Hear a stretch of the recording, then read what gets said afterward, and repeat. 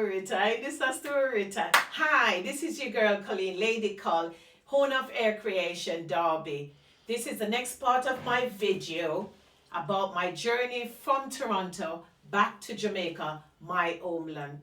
Hello, have you liked? Have you shared? Have you subscribed? If not, please do so. Thank you. Today I have with me my lovely niece Richian, who will be asking questions from time to time as I go along.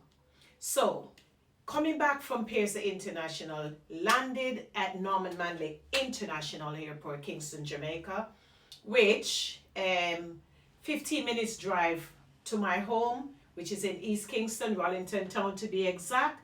So, after landed, got home. I was excited to see my family after not seeing them for a whole month. I've never been away from them for that long. And I also had my daughter, who was quite young at the time. She's not even a year, and I left her, but yeah. My mom did a great job in looking after her whilst I was gone until I got back. So coming back to Jamaica, brought stuff back for my family. Those persons who know me know that I have a big family, and so I had to distribute all the gifts that I brought back. The funniest one was my brother. I bought him a trainer's LA lights. At the time, the LA lights was the thing. You had to have a LA light. And the only one I saw that I could afford was a pink and white. Bought these LA light trainers for my brother in Toronto. They call running shoes. Wait, which brother? For Richard. My dad. Your dad. And they were pink and white LA lights. Did you have them? No, he didn't. But you had to see the look on his face when I gave it to him. It was happy, but a bit questioning, because I'm a boy and these are some girl trainers. So what Richard did, he took them down to the arcade, the Kingston arcade where the sellers are, and he traded it for a blue and white one, which was more fitting for a boy. That was just so funny when I presented Richard with these trainers, but I'm sure he loved them. And he appreciated the gift that I bought him back.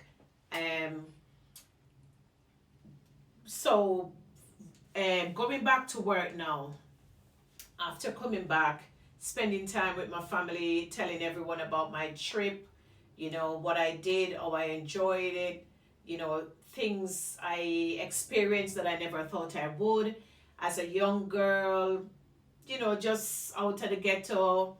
Didn't know I would get that opportunity at such a young age, but this has to do again with the establishment that I was employed in.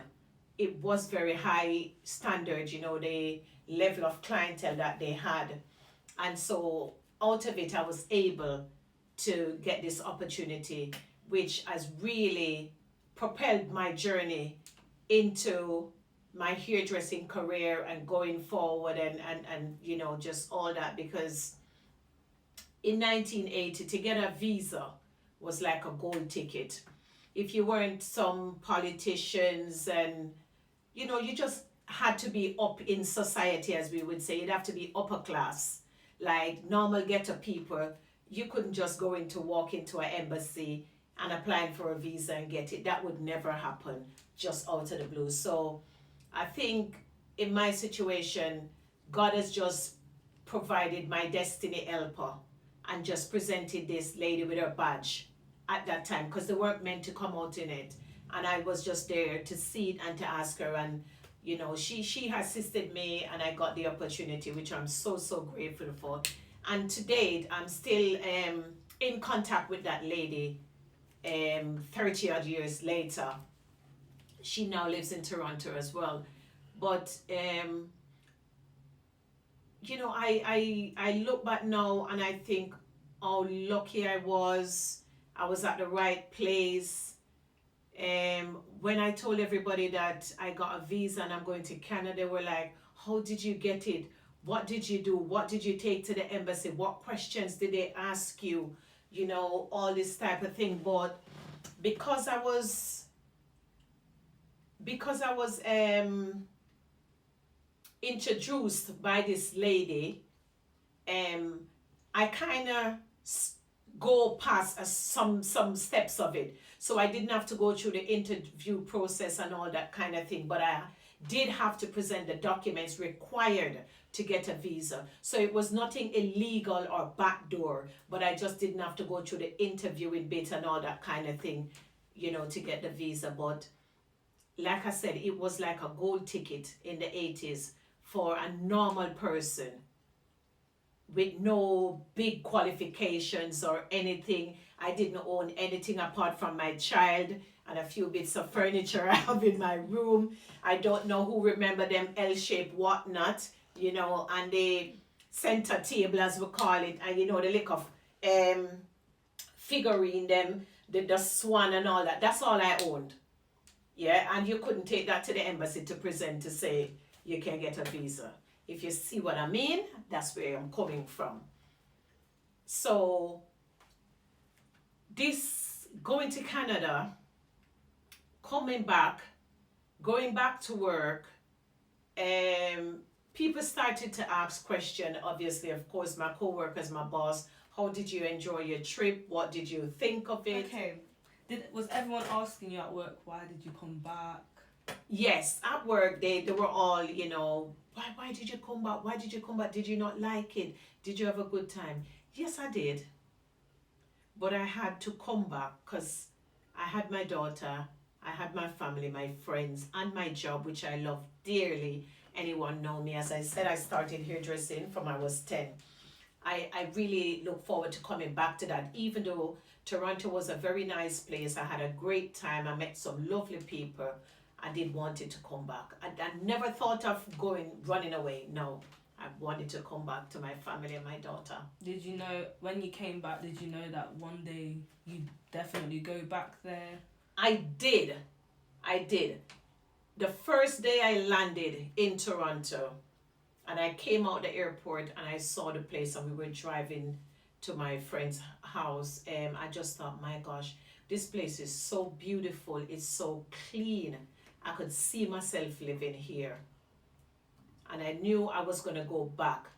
I didn't know when, but I knew I was going to go back. So went back into normal Jamaican work routine, doing my hairdressing again, you know, from day to day, something that I love and enjoy doing.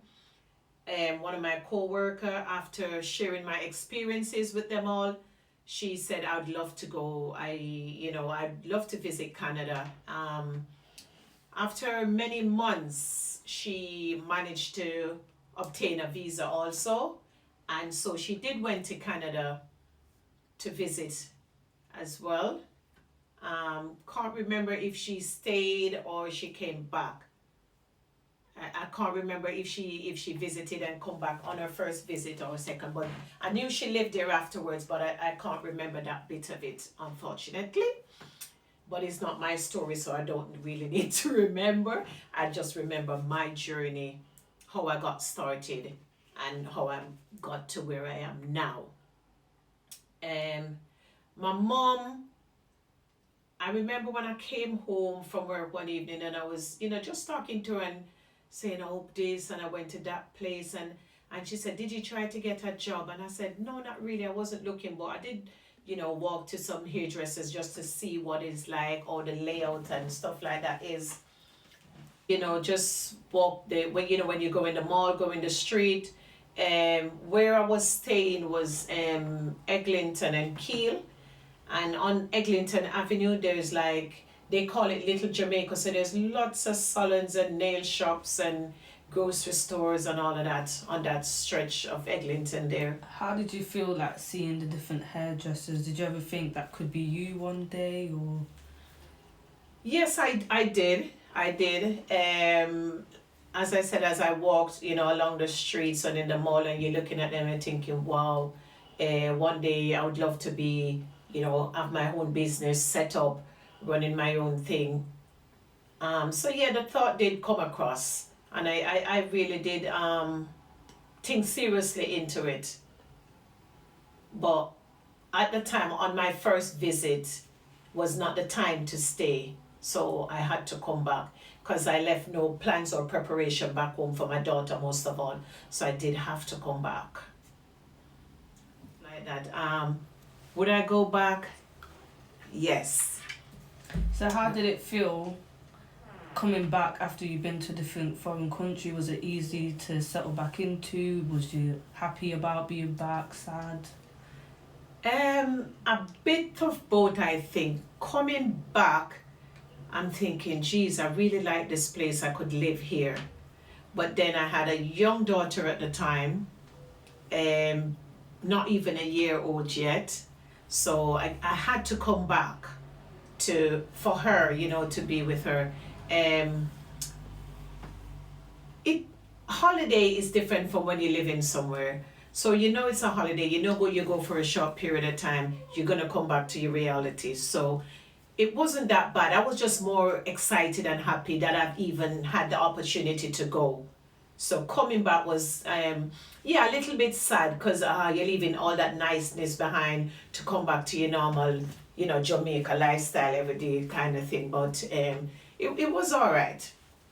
It was all right. So guys, until next time, when I give you part 2 of my Canadian journey, thank you all for joining. I hope you all enjoy. Like, share, subscribe. Peace out. Until next time. Sip and Chat Sunday. Bye-bye.